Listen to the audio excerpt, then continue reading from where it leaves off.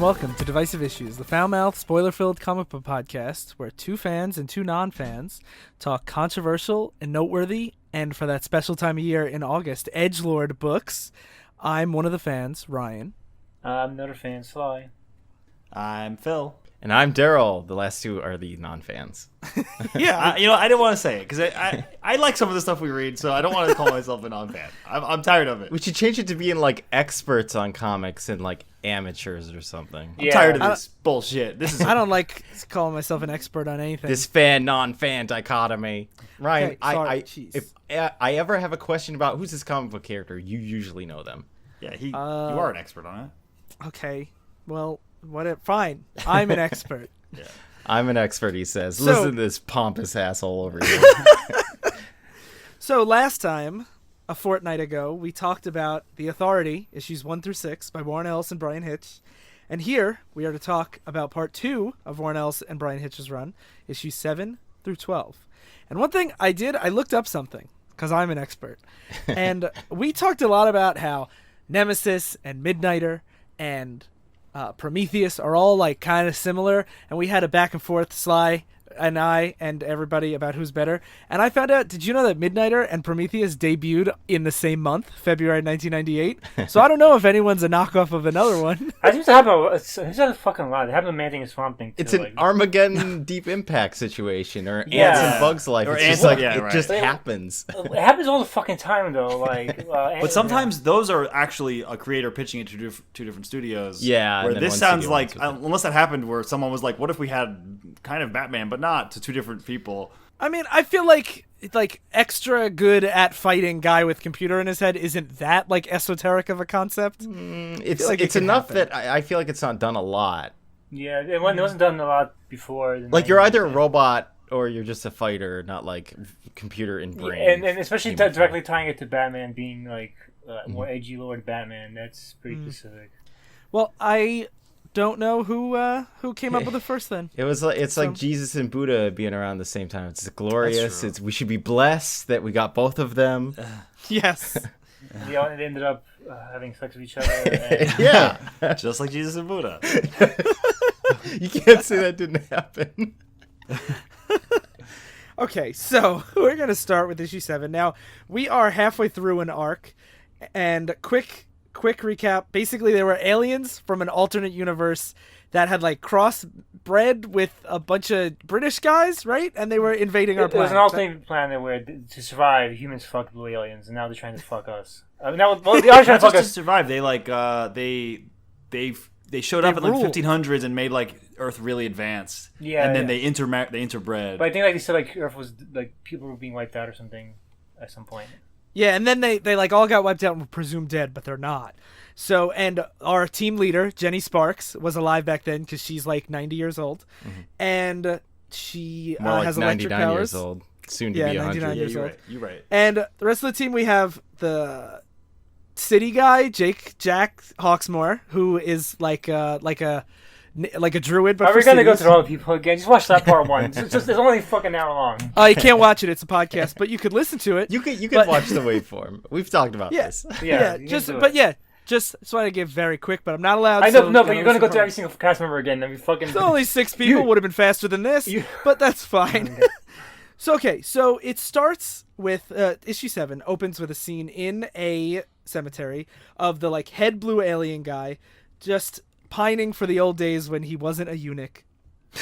And he's talking about how like they're coming into our world, and our world is less advanced. They know that we have nukes, but we don't really like use them. Like it's just like comparing, the different technologies. Yeah. Recall that this is the invading force that's trying to attack Yes. the Authority's universe. And he does say too, like he's like not just pining for like the old days. He's specifically saying like conquering was so great. Yeah. Like we just loved like just. Do you remember when I destroying led the your- troops into China the summer of 1856? Do you remember the women Yingvi?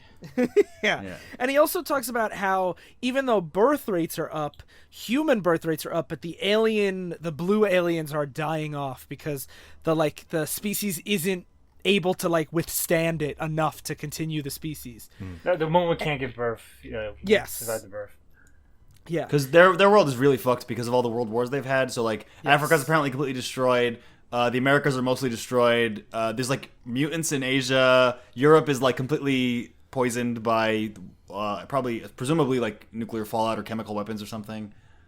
So their world is pretty shitty. Mm-hmm. And they talk about how Jenny Sparks was there, and their people saw that she traveled with a door, their teleport tech, so that they can backtrace it, so they can invade the whole planet now. They have the technology, And they can go to where the door came from. Yeah. Oh. So then it cuts to Jenny, who's meeting with one of the aliens from way back in the day, which was her ex-husband. That was the stinger that it ended off with last time. Yeah. And he was like a spy as part of the war. But we he find was, out like, that they were only married for like part of a plan, and that she loved him only for his dick. Yes. She talks It wouldn't about be that a lot. edgelordy if she wasn't like, I only love you for your Yeah, your genitals are all I need. Yeah. And he ended up being a double agent who betrayed them. That's why he's like in this government base, locked up forever. And he's doing the Loki, I'm a smug bastard thing, like, hello, wife, good to see you, wife. And she's Because trying to... I'm clever, my wife, which is why Yes. you love me. And that's why she's like, I only love your dick. Yeah. And they exposit a little, and this is when Jenny starts to let the rest of the team in on it, on like how horrible the aliens were, that they had. This is when she tells them about like that they turned China into a rape camp, because that's how They use that little term, that's not us being edgy. Yeah, no, that's they the literal repeat term it they too. use. They're like, they really want you to know that they do this to women. And it's Like apparently- in spoilers, they want to turn all of Earth into a rape camp, like all the Earth. That's women what Jenny on- keeps telling the team. They're like, they're gonna turn Earth into a rape camp. You're like, this is quite a tale. Yeah, Yeah, but apparently, like when they invaded China back when he was pining for the 1850 China War or whatever, all the men were killed, and then all the women were taken to make. They were the trying to camps. make alien human hybrids. yeah, and that seems to be their main motivation, is that their race is dying and they have to keep finding new like people to breed with. Yeah. So it's not just like the Wanted, where it's like, let's just rape because it's fun. It's like they do have motivations, even though it's still But terrible. they're still like smug, like you don't get raped. Oh yeah. Oh, they still enjoy I mean, it. they use it as like a fear thing, like the fear of these invaders coming over because they will do this. It's not like it's only the leader guy that's like, women, human women. Yeah. And then we cut back to their ship, the Authority ship, where a big alarm goes off, and the invading army, which are still like British-looking guys with swords and horses. It's really burst- funny. Like there's these like fucking 19th century like cavalry running in through a teleport door. Yeah, and they burst in while the invading armies are also like In Europe. attacking in Europe, yeah. And they start to fight. There's like a lot of Why? pages of I don't them know. fighting. I didn't know why in the first part too. Like, why whenever Jack kicks someone, are they so gory, but not really for anyone else? Like every time Jack is fighting someone, their head explodes, their spine comes out of their body. It's I think power. the show I is think it's like super strength. Like that would happen Yeah. with super strength. Yeah, I think it's supposed to show his fear. He's just so strong. Because if you have look like tread marks on Yeah, them, I thought you were gonna Yeah. talk about why his feet always have tread. Like they become tread marked, and that's always like a weird thing. Like I don't know how that necessarily correlates to a city. Well, it's like cars, Yeah. Like cars trying. Cars aren't the city. But cars I mean, are. cars are in cars it. are infused. Whatever. His power is weird. Yeah, It's weird. but they fight for a pretty long time, and then Apollo uses a lot of his stored solar energy, because he's basically Superman, and like decimates a bunch of them, and he's basically out of the fight now. That's the main thing. They win, and he scares them away, but Apollo is now completely drained. And then we have what's her name? What's the metal lady's the name? engineer with Yeah, I don't remember what her Hawk name Girl is. Jenny. I don't know. Yeah, so there's Jenny, and then the engineer turns. She has like all these nanomachines, and she turns into a big gun and just blows them all away. Yeah, And she This says was such like an edge scene to me. Yep. Which is like they literally are walking down the hall chatting, and these cavaliers are behind them screaming with Well, their first they sabers see out, her, and she does turns around and anyone goes, hear horses, or am I going mad? And then Jenny sees them, and then they But yell Jenny die. didn't see that. Jenny you have a close up of Jenny's face, and she says, "Do what, mate?" As they shove and behind then her. they're like, die, and she just turns around. whatever, and just guns them all down. I guess my problem with this whole fucking series is like, Ellis is so half-assed with the Edgelord stuff. Like, yeah, whatever, bang, let's move on. Like, it's like there's no heart in it.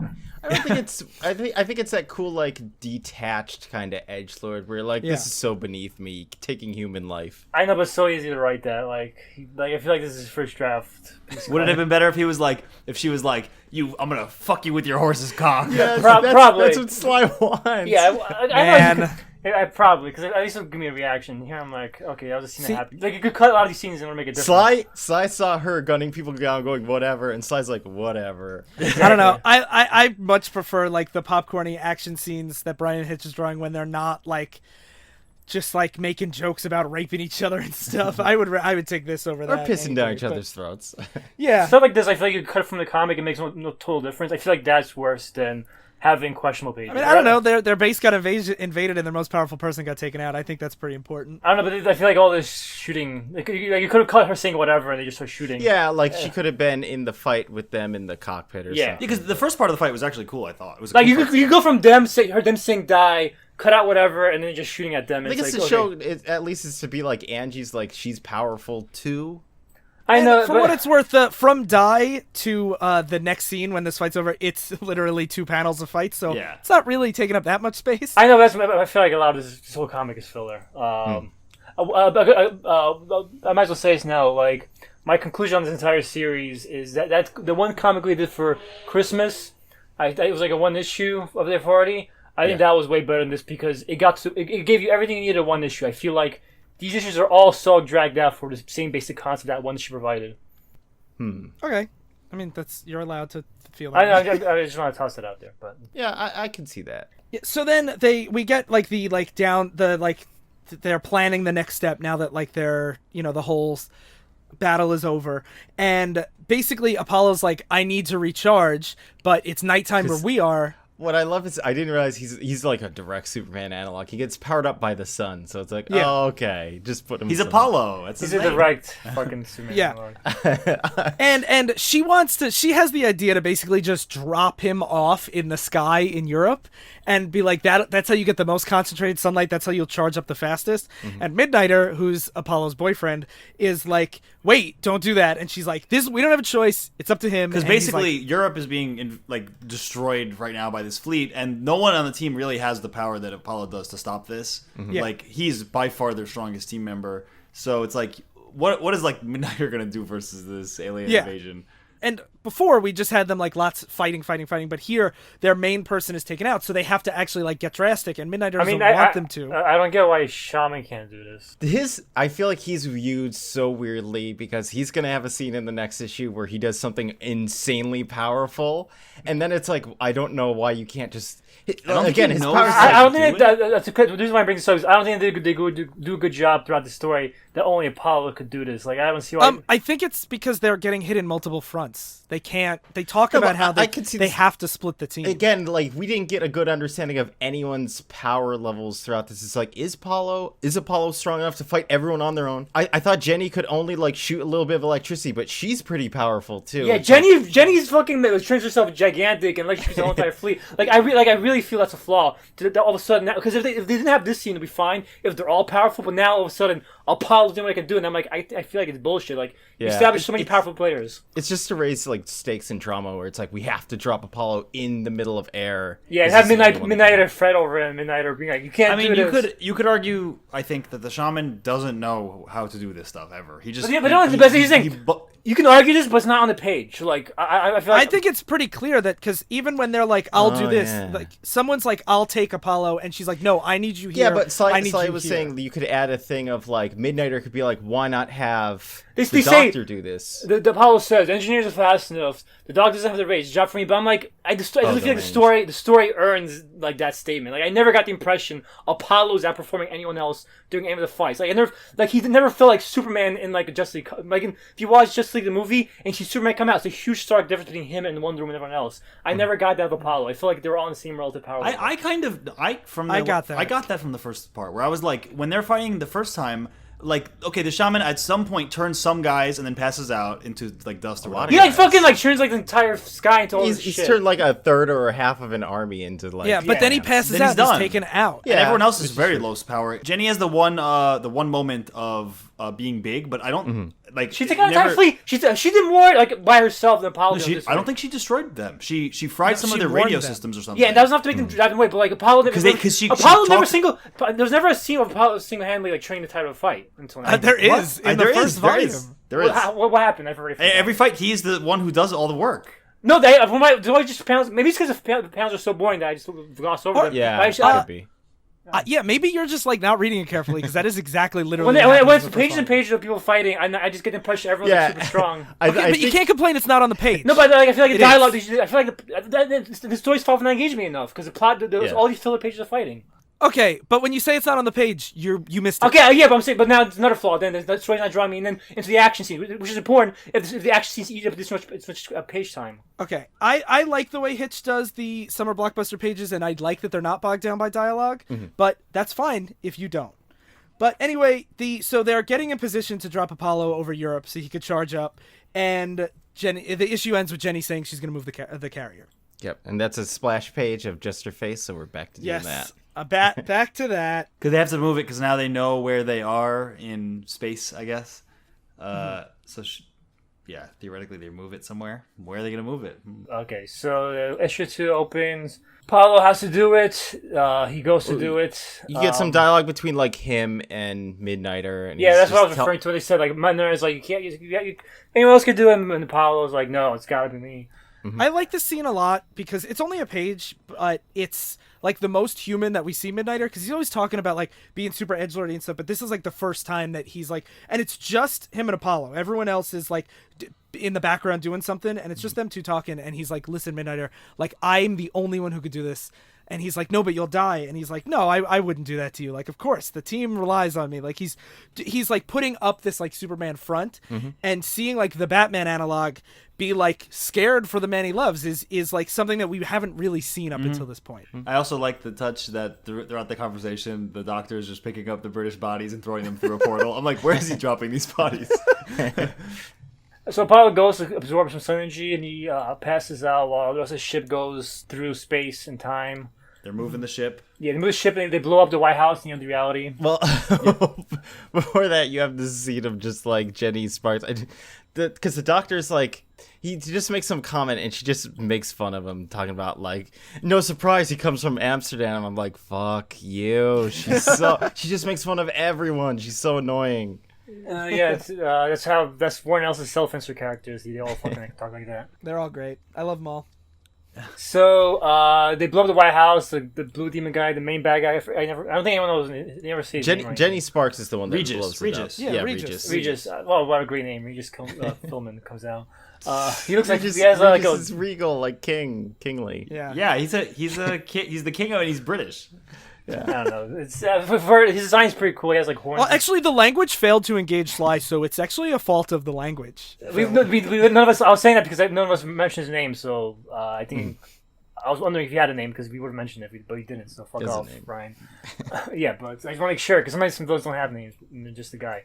And so Regis comes out. He's on fire, and he's like, "Fuck you! I'm gonna beat the shit out of you, Jack Hawksmoor and Midnighter." And the thing that I like about this scene is, so Jack Hawksmoor and Midnighter go to confront him, and he's like, "Where's Jenny Sparks? She's the one I want." And he's like, and Midnighter's like, "She's got better things to do, so you got to fight us." And he's just like, really, just like so insulted by that. Yeah. Yeah, so Hawksmoor explodes him after he just goes through the ground and exits out. Well, him the and guy. Midnighter are fighting each other, and then No, they fight. No, they fight the guy. Regis and Midnighter are fighting each other. Yeah, he was kicking their asses, like I mentioned before. Yeah. Then Hawksmoor disappears while Regis continues kicking Midnighter's ass. Then Hawksmoor does, "I'm inside your body, you explode." And Because he basically says, like, all of the cities on this planet, I can feel how much you've destroyed and killed people on their walls, and you put people on sticks in this city, and like basically all the cities on Earth fucking hate you, and they're giving me strength to explode you. yeah, The dead burst women on the walls of Beijing, the men on sticks lining Brigham Harbor, the human abattoir of Firenze. And that's why I was like, his power just seems so like. As at first I thought it's like as cities are destroyed, he gets like stronger. To like he feels their pain and stuff. And then here it's like as people die in cities, the cities get hatred. Cities are human constructs. But then humans construct like this guy would be constructing a lot of cities. Yeah, he got sick because the cities were dying before. Now he's getting stronger because the cities are mad. It's kind of arbitrary. Yeah. I mean, it could be like human like. Cities being a human construct, like they were made for people to live and work and stuff, and now they're being turned into like murder camps. Like, I missed this. What did Apollo end up doing that was so important? he destroys the fleet by himself. Yeah, he destroys the fleet by himself. But then like this is why I'm like, okay, he does that, but then the shaman floods the entire continent and makes it not exist anymore. And like clearly, Apollo's the power monger here. I mean, the fleet was in the air. Apollo's saving Earth. And then the shaman freezes Italy in place as the world's spinning and rotating and stuff, and that causes the waves of the entire ocean to flood it. Yeah, basically makes the continent get like almost completely, like Italy's almost completely gone.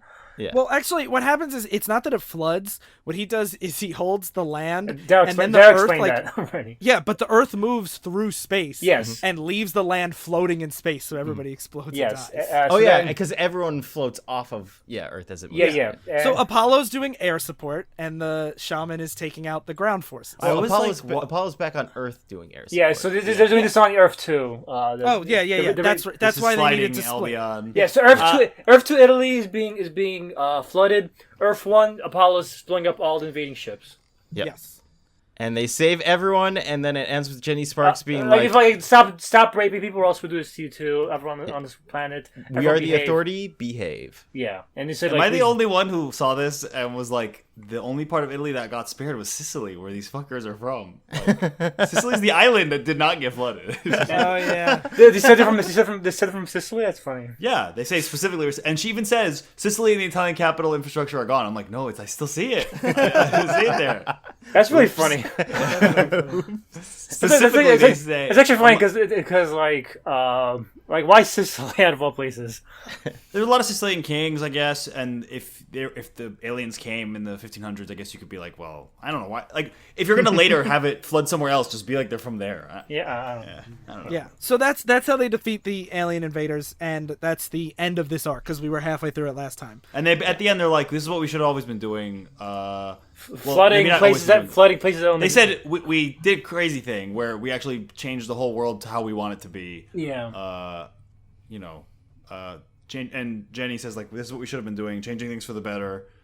We have one Earth down, one Earth to go. So issue 9 starts the arc Outer Dark. I just want to mention the cover real quick. It's Engineer standing on it with Hawksmoor and Jenny Sparks reflected in her boobs.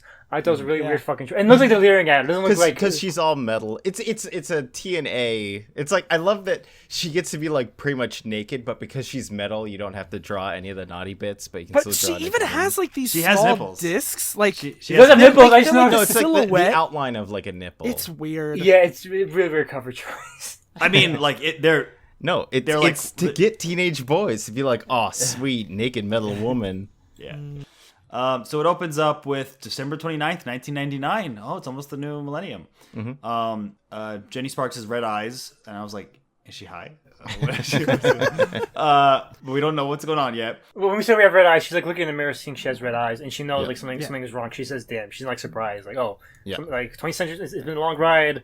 It's time for ride 10, I guess." So it's like you can clear, like it's obvious foreshadowing is like she knows something bad's happening to her. Yeah. And then we go to Voyager 1, which is near the end of our solar system, and something just explodes through it. Some black something traveling streak towards the sun.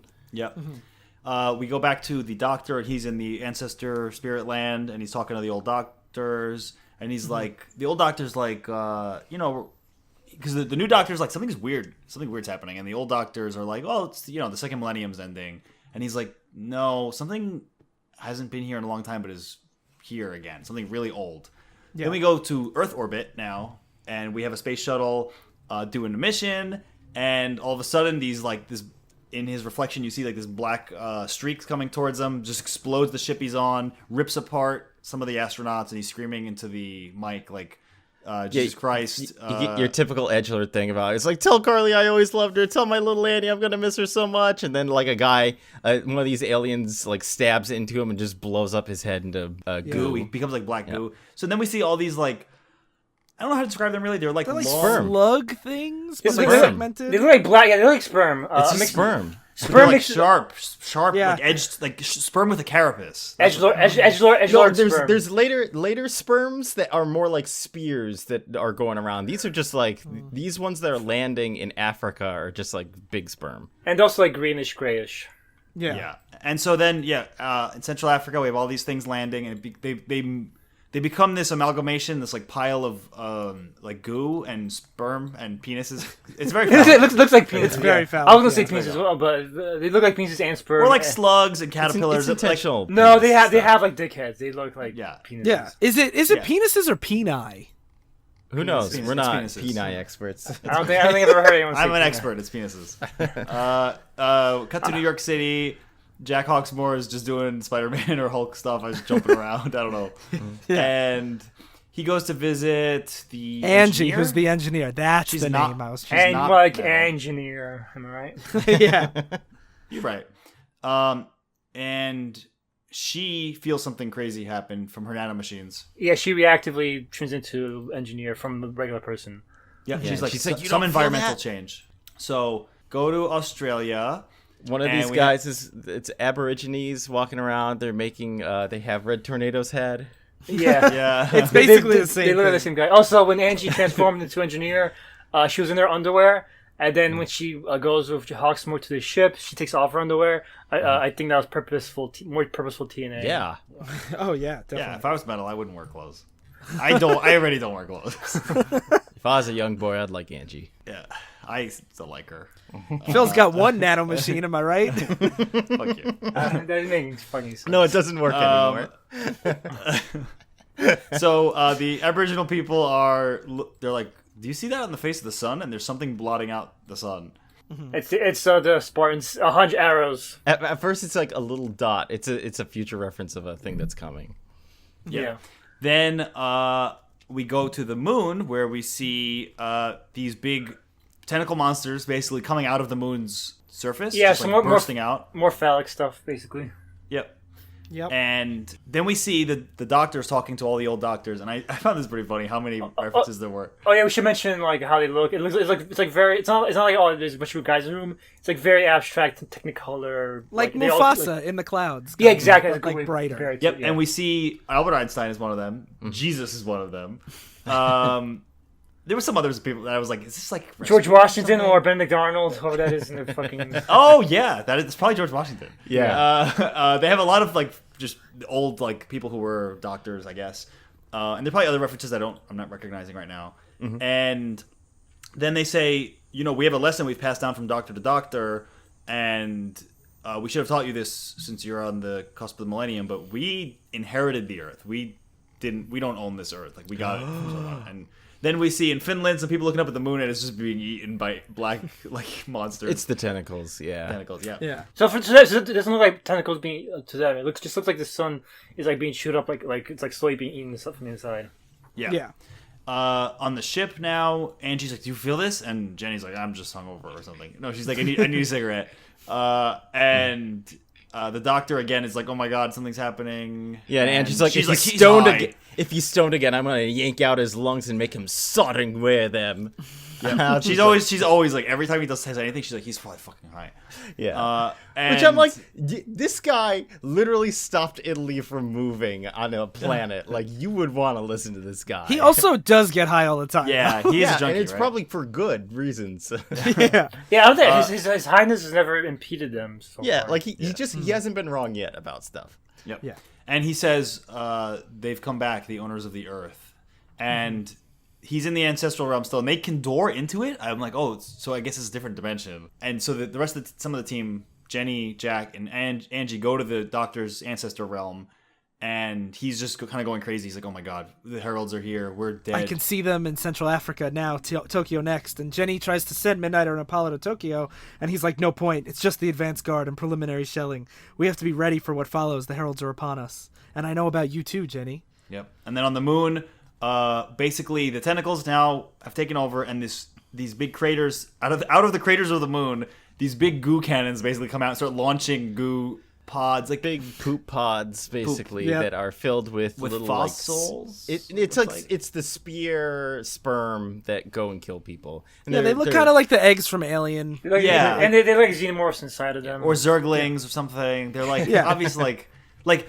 insectoid alien. Well, things. even like the fucking xenomorphs and fucking zerglings are basically based off sperm and Yeah, fucking penises. So like, it's all penises and sperm killing everything. Yeah, but it's the fact that they have like the insectoid skin and stuff is different. Like than I know, but it's sperm doesn't have an exoskeleton. I know, but like, ever since I have to go to the doctor, guys. Ever since Alien, they're like, oh, sperm and penises are the aliens of the future. cool imagery. Thanks, Geiger.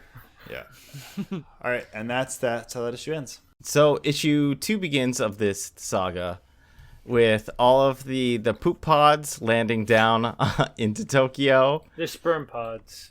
Yeah, well, Oh, you're right. they look like feces from far away, and then Yeah, the sperms comes out of feces. Yeah, you're right. Ain't that always the case, guys? It looks specifically like turd nuggets with like pieces of kernels of corn inside of it. This is the one thing we probably don't need to describe.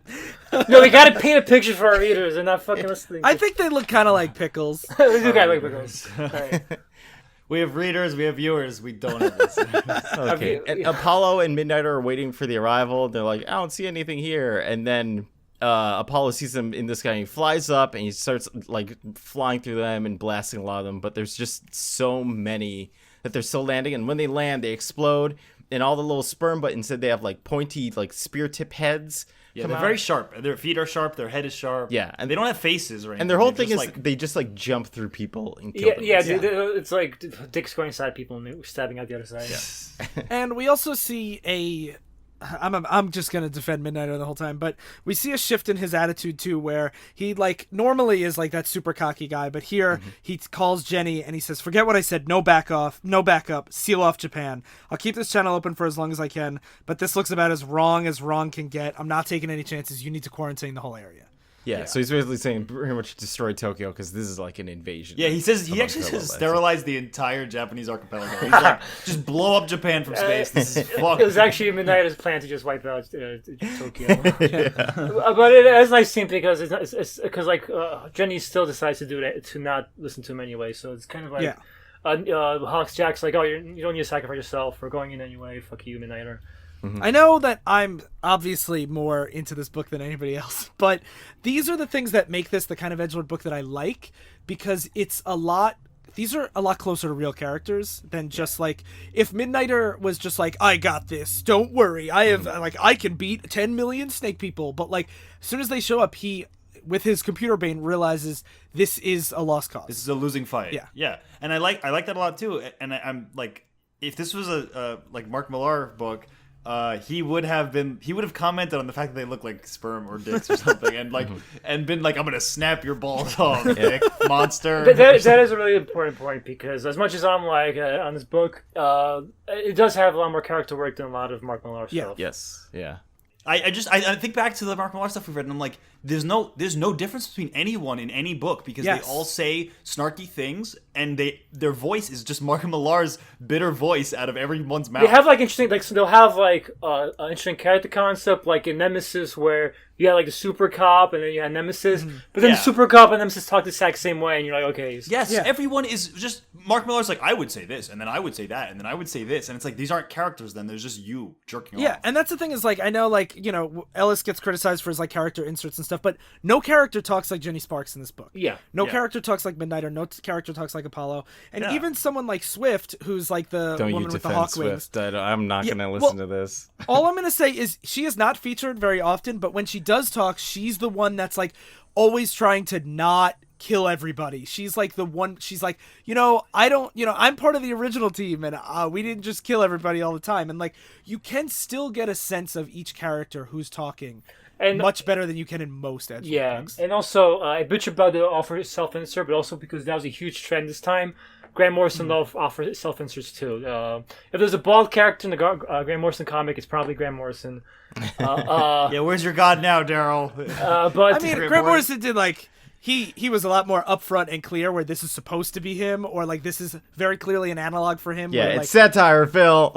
yeah. I'm not gonna get into how the Invisibles has a scene where he turns into Grant Morrison. That's a whole other. Yeah, like it was a big thing back then. It feels like obnoxious if you like. Here's my self-insert. He's cool. I'm less annoyed by like the self-insert stuff and more just annoyed that Jenny Sparks she rarely, if ever, compliments her team. I think it happens once in this book. She says thank you, like you did a good job. Well, the thing, Does she need to? the thing about Jenny Sparks is like her As a team leader, you you don't don't. think you need to There's compliment your people when they're dying I don't and think trying to so. sacrifice I themselves? don't think you to do. good There's things? there's different types of leadership, and some people are just assholes and very stern on people, but it makes them want to do better.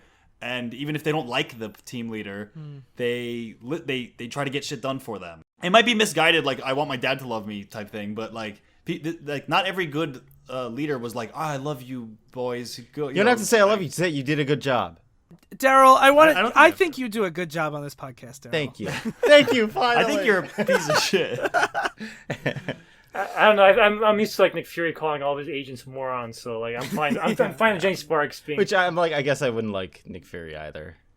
Well, I think in real life a lot of people are mean and they still get the job done. Yeah, People still work. I'm just incompetent. So they go to Africa, right? Well, That's what Midnighter's basically like, I'm giving up, and then Jack Hawksmoor doors in and protects him a little bit, which I'm like, that's not gonna last if Midnighter can't. Yeah, this is still a losing battle. Then they door into Africa, and then they realize like they can't like immediately. So Swift, Jenny, the engineer, and Jenny go to Africa. Yeah, and then all of them stop breathing, but then the engineer starts like engineering. She makes new lungs. Yeah, so that she can breathe, and The air is so toxic from that goo. Yeah, and then she kicks them back and out. I like how they start puking, and I like how they're like, what do we even call this? Because like we call it terraforming when you make it more like Earth-like, but they're like unterraforming or monster forming. Turdscaping? Turdscaping.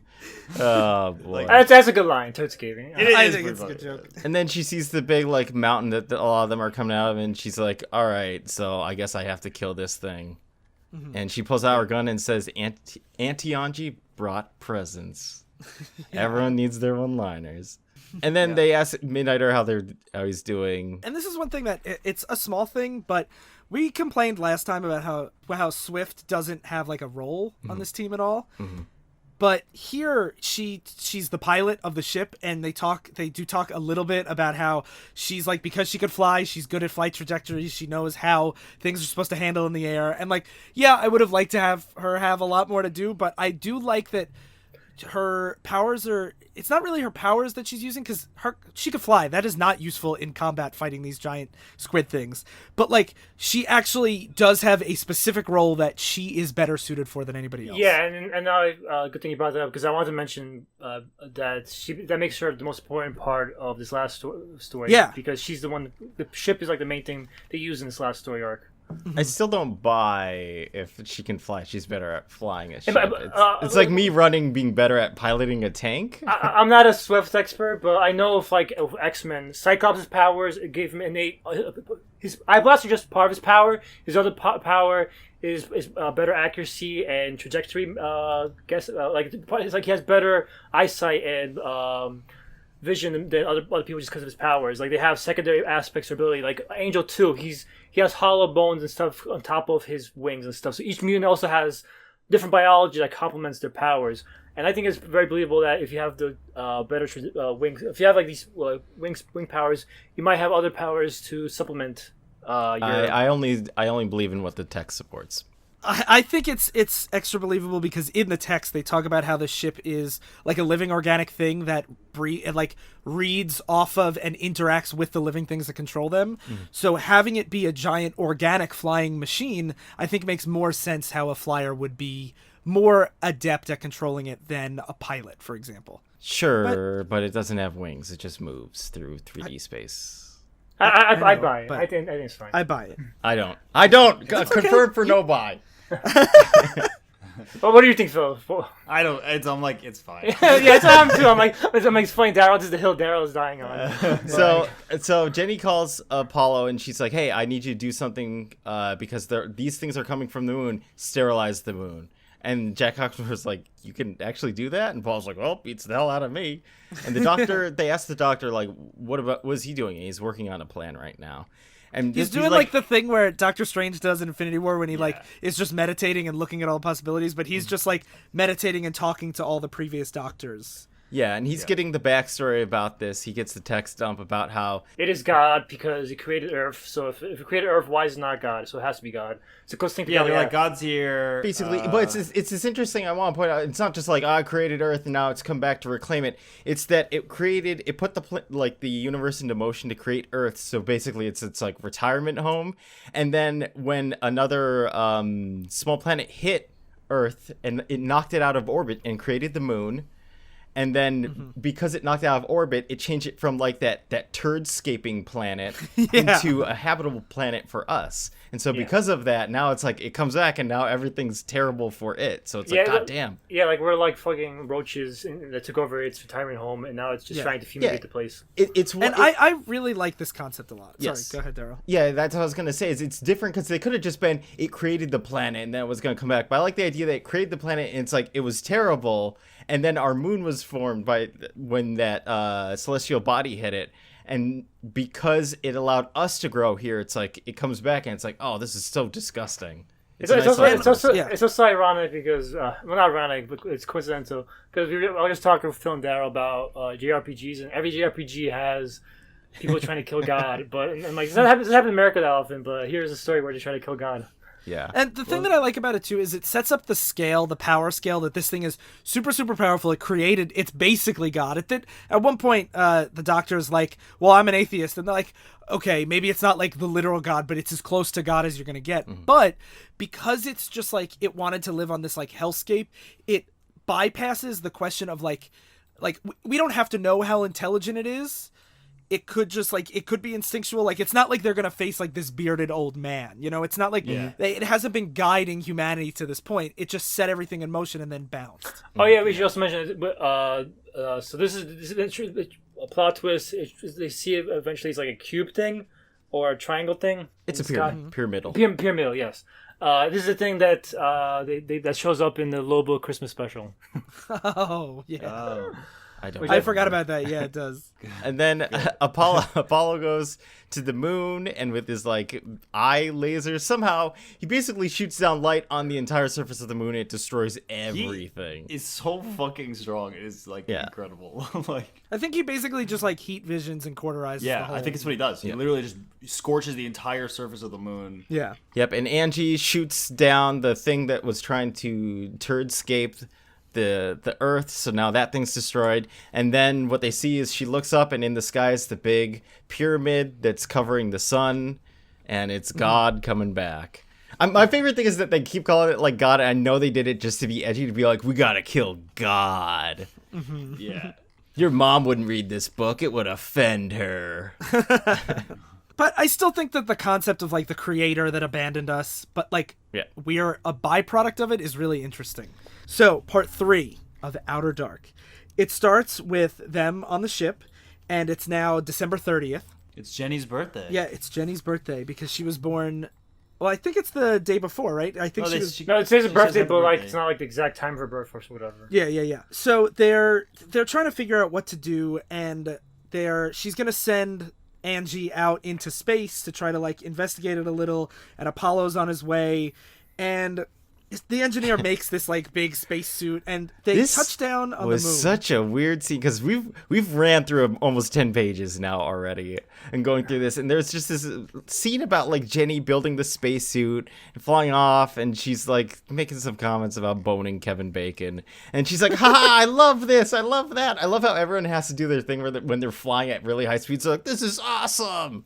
Well, we did see last time. We saw the engineer talking about how like she misses like the thrills of regular life sometimes, and now she gets to do something she's never done before. She says like I've never been to space before, and like it's recapturing some of that like the research like new frontier feeling that she talked about. But it's weird. The reason why I found it especially weird is because she's like, this is just because the carry like shit. And I'm like, no, I'm pretty sure going through other dimensions is more impressive than flying to black void into a rock on. But seeing it through a screen is different than like physically. I know, Well, but like I feel like they could have I don't know. It just feels like a lot of the character moments. It's like too brief to like feel really earned. Yeah. Like I feel like Yeah. she should be like saying that like it's different than just being seen through a few She screens. does. She says this isn't like what we see in the carrier. Like I can practically. Okay, touch you're it. right. She says it's something I saw on TV once, and now I'm going there. Okay, that's a fair line. And she says I can reach out and touch it. Yeah, to me it was fair because it's like something that she always like.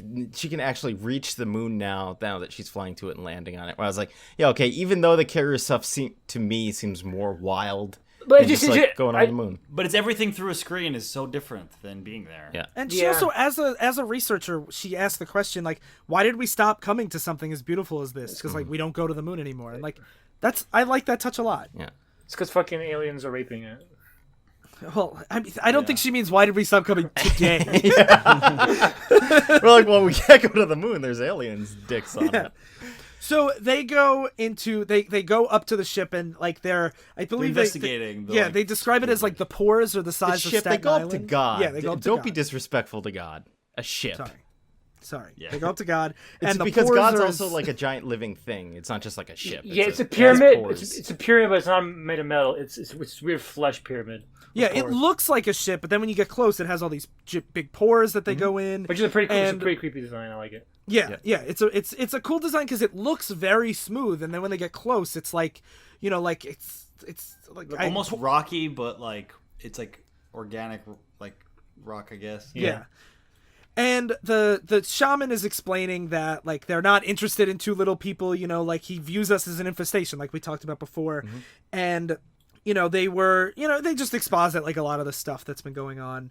Yeah, And- like he's trying to clear out the Earth. They were supposed to, the first things that hit Tokyo were supposed to, clear it out. But lucky for us, they landed on an island and not like in the middle of America where they could have just spread in every direction. It's still gonna try to get rid of its. It wants its home back, and it's gonna try to get rid of this infestation. Yeah. And then so they talk about how so Jenny's trying to formulate a plan, and they're talking about how the carrier is powered by a small shrunken down pocket universe, and she's like, can we use that to blow up this God? And the engineer's like, well, if we do that, there's a good chance it'll superimpose over our universe and destroy our whole universe. And Jenny is like, see if you can open a door. Let's get Apollo and engineer back, and let's figure out a plan. And she announces to the whole world that this is Jenny Sparks from the Authority. We're gonna, she tells them what's going on, that there's this huge organism that is coming to Earth. It'll be here in less than a day. We're assuming the worst, that when it gets here, it'll try to expunge all life. This is what's been going on in Africa and Tokyo. We'll do what we've always done for you, whether you knew it or not. The absolute best we can. We're going out, and we may not be back for a while. And while I'm gone, y'all bloody well be good. So she's just, giving their, like, we're going to go take care of it. But, if we don't know when we'll be back, so be on your best behavior. And she says, we're going to need the ship to leave. It's never left Earth before. So we're going to have the engineer actually fully Earth's interface. orbit. Even when it's Yeah. in other dimensions, it's still going around Earth's orbit. Yeah. So we're gonna need Angie, the engineer, to sync to it fully, more than she has before, to really become like part of the ship, to try to ease it into being comfortable enough to do what they're trying to ask it to do. And it works. So Swift is given like this whole control apparatus. And it does say here, just to go back to that original argument, that like the way it presents the instruments to her is the way her mind visualizes flight, because it can pick how it shows instruments to the pilot. So it's like it looks like a map of her mind. So if we want to go back to like if she's flying it the way that she intuitively feels it, that is how she's controlling it. Yeah, but then physically. couldn't anyone kind of do that? But not everyone knows how to fly. Like she has in a part of her brain that's like, how do I fly? She's seeing that on a panel that's controlling the ship. Yeah, everyone could probably control it, but whether they could have the right trajectories and everything, probably not. So then they go, the ship takes off, and they start leaving. And then, as they're traveling through space, the doctor goes up to Jenny and says, it's December 31st. We've gone midnight, Zulu time.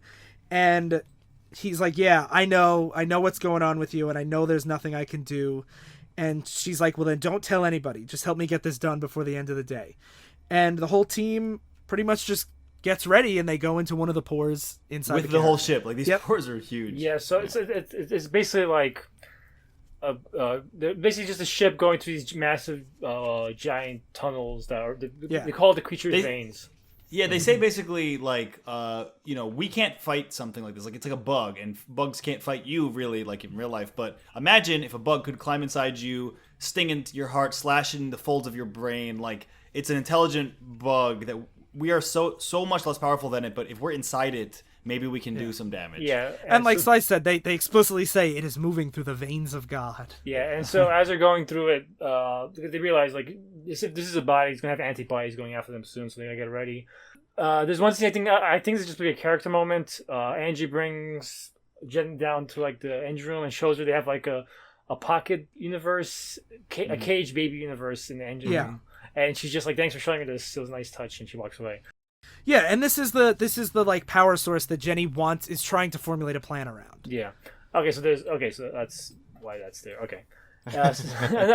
Why is this here? I'm just saying that's like a condescension. I just want. No, yeah, I know what you mean. It is mostly a character moment because they already exposited about this. We didn't need to see. They didn't need that. Okay, so then they go, and old sperm goes out to attack them as they're going towards the brain, I believe. Well, even before that, like right before they get the attack, they actually come across like a whole civilization where like parasites, because this thing is so large, other things have gone in the pores before, and they basically set up these huge like cell structure colonies, so it's like a big tapeworm city. It's a lot like in Futurama when Fry has worms. I was thinking it looks like the fucking scene in Phantom Menace when they go underwater.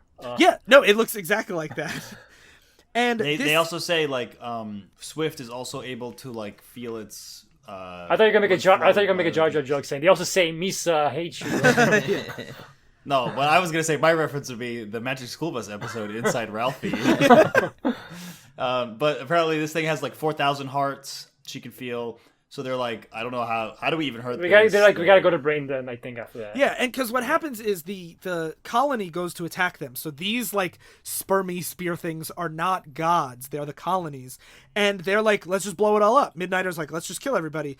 And this is when Swift is like, Jack and I particularly, we've had to change a lot. We've gave up a lot to be on this team. We've killed, and I'm sure I'll kill again, but I'm not going to genocide these colonies. We're going to do the best we can. So she puts out a message to them, please don't attack us. We're here to kill the thing you live in, but we will not harm you. It's because they're trying to blow up our whole planet. And they listen and call off the attack. Yeah, and they have a nice touch where she sends out a message with like a mathematical key that civilizations at a certain level should all be able to decipher. And I'm like, that's an interesting idea of having a universal translator type idea where if you frame it in some kind of any civilization that reaches this point needs to be able to do this kind of math to complete and like to have engineering. Yeah. And so they'll be able to decipher this code. Yeah. Yeah, and so as they're going towards the brain now, Jenny starts coughing up blood, which I think everyone knows is the fucking cliche that she's dying. Yeah. So then they go to the brain. There's a whole bunch of like little like mines. They look like depth charges being. These like, are the dropped on them. these are the like white blood antibodies. cells, Yeah, and then but they manage to reach the brain, and Jenny says, "Hello, I don't know if you can hear me. I don't know if you have a language. Here's the deal. I'm here to save the Earth. I'm here to get us all through the century. You might think the planet behind us is yours to use, but here's the news. Earth is under new management. This world is mine." And she zaps the giant alien brain, God brain. Mm-hmm. And everyone's like, "Yeah, we did it!" But it turns out, basically, it was Jenny's last effort, and she's like dying in harsh She's wars. the spirit of the century, and what happens when it's a new century? She's gonna. That was the thing. She was gonna die anyway. So she's just holding out hope so she can reach the brain to zap it before she dies. She says, "I'm a 100-year-long defense mechanism. 20th century's over." And I like that Swift is like, technically the century doesn't turn over until 2001, and Jenny's just like, "Don't blame me." Yeah, blame the plans that counts as consensus reality. Blame yourself for God. Yeah. And then she says, "Save the world. They deserve it. Be better, or I'll come back and kick your heads in." And then she dies.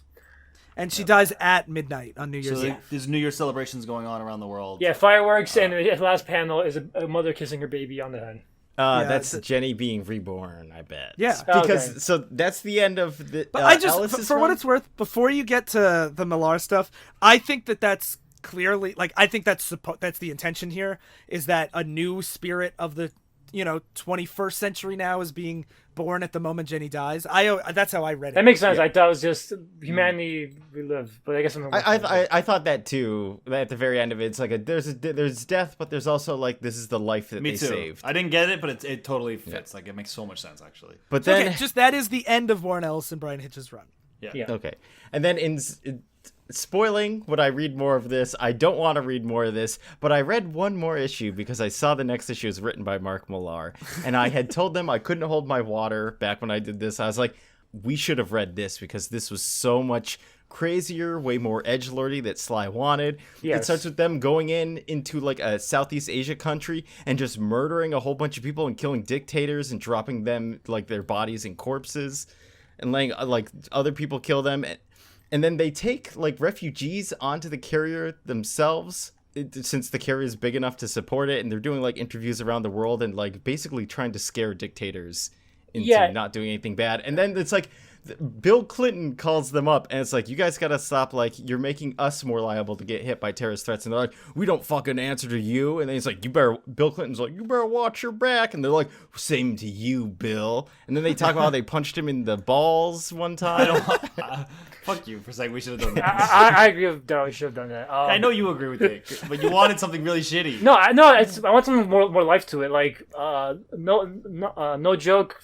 Millar's Authority is my favorite Millar work. It's like the right. It's mine too. It's like But the right. I like Ellis's album. Like, so that's my only problem with this book. It's not like it's terrible. It's just that I think what came before and after is a lot better for me. My big problem is just that it feels both too short and too drawn out. Like if 4 issues of a lot of filler, I feel like a lot of the events could use less action scenes, more build up. I guess. Like I feel like Millar did a better job of going over the top with even the villains and the shit the heroes can do. I feel like. Yeah, speak about going over the top. In that first issue too, a maternity ward of babies gets murdered by fake Iron Man. Yeah. So that already tells you how like there's actually the fake Avengers, which I'm like, I kind of want to see fake Avengers fight Authority. Yeah, I really like that premise too, and I think the fight like a representation of Jack Kirby, the guy who created he's all the villain. Yeah, which is fucking awesome. That's hilarious. Come on. It is pretty hilarious. And I like I said, I like Millar's run a lot, but I just like I get the appeal. I get why you guys want that more, but I like the reason why I was excited to do this and why like I'm glad that Jake suggested it to us and like why I'm glad Warren Ellis was given the keys to reboot the Wildstorm universe is because like I feel like he does the edgy stuff, but these still feel like real characters to me. Mm-hmm. In a way that like most of the Edgelord books we have done didn't. And even though like I like his Stormwatch a lot more than his Authority, I still feel like this is the kind of book that you could build off of and you could do things with these characters. Whereas like Nemesis, when that story's over, who else like I know that's they're making a movie off it. People want more of Nemesis, Ryan.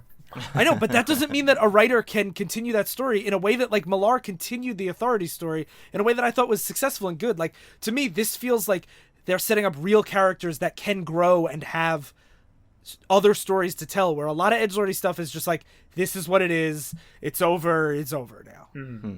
What about you, Phil? Yeah, what's your fun? I liked it. I actually enjoyed reading this. I thought the characters were decent. The action scenes were good. I get what you're saying too, that it's like, oh, we should go all in on edginess, but like this was actually a readable story where most Millar stuff is just trash that I'm reading to be like, that sucked, and he's an asshole that wants to get cucked. Like I already know that about him. And that's why I'm glad we did this so we can at least compare Warren Ellis to Millar, and Warren Ellis is way above Millar as a writer. I feel like I was very lukewarm just for the reasons I stated last time, where I'm like, I like the character moments. I don't feel like there was enough of that. Like, it's a lot of like extra or like big group threats rather than internal struggles and power dynamics. It's like again, literally the last arc of it was them fighting God. So there's no actual talking to be done or reasoning. It's just like, we just got to stop this giant alien creature that's so far above us. Well, the funny thing about Warren Ellis is, we were talking about doing Next Wave eventually, which is another Warren Ellis book, and our fans definitely know what we're talking about, but Phil and Darryl probably don't. But it's funny because Hey, don't you assume? I don't know. Do you know? Do you know? I don't, but I could have. Don't assume. But the Marvel Studio, like it could be argued, the Marvel Studios like comedic formula came from Next Wave, because Next Wave was humorous to an extreme in an era, like during the Civil War era. It came out during the Civil War comics era. There's an issue that is branded like a Civil War tie-in, but the characters are holding signs that say this is not a Civil War tie-in.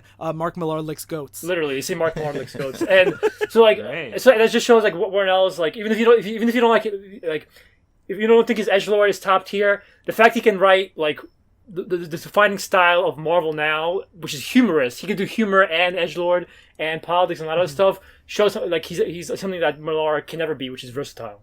Yeah, absolutely. Cool. So that concludes another Edgelord August. Thank God. The most wonderful time of the year.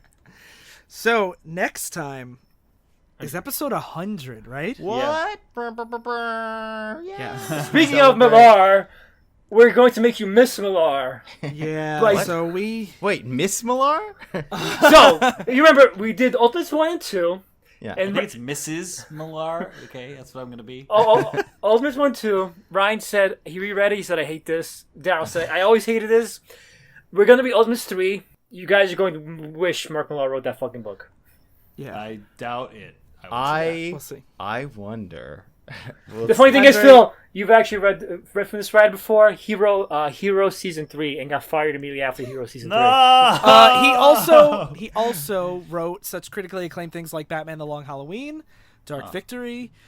Yes, but as we'll get into, Yes. after a certain point in his career, almost everything he writes is bad. Yes. Well, Long Halloween's one of my favorite Batman story of all time, so you guys are wrong. Without having read it, I'm going to say you guys are wrong. I'm going to love it. Okay. Okay. is exciting. Challenge accepted. So while you get ready for Ultimates 3, which is much shorter than Ultimates 1 and Ultimates 2, thank God. But while you're getting ready, you should also check out the rest of the Flying Machine Network. I just had a music blog come out and an episode at the $1 Patreon tier on Pink Floyd's The Wall. Ooh. And it's mostly about how I hate old people and how all their politics are trash. And that... I thought you were gonna say like I hate old people and like push them down the stairs in their wheelchairs and stuff like that. Yeah, I mean the main crux is like you had a lot of like anti-fascist stories in the 60s and 70s and 80s that like a lot of big Trump supporters like love nowadays, and like I guarantee like everybody loves like Another Brick in the Wall Part 2, like a lot, but do they actually know what it's about? Probably not. It's about leaving kids alone. It's about bad teachers. Yeah, it's about a teacher, leave that kid alone. And so it's just kind of like recontextualizing why they've fallen so far from the ideals that their heroes tried to inspire in them. Mm-hmm. And it even has a Martin Luther King reading by our network's own Jay Poole. Cool. Which is very exciting. Cool. And I mean, the written blog on the website doesn't have her reading it, but the audio part does. And you should also check out Falling in Love Montage. They just had an episode on Love, Simon, which was directed by Greg Berlanti, who did like Arrow and The Flash and Supergirl and like all those superhero TV shows on the CW. So you should check out that episode too and see where he started before he just made all those superhero shows. And DM It All has some news, right, Sly? Sorry. Yes. Do you need help? Yeah, gotta do it, Sly. I always feel weird plugging my shit.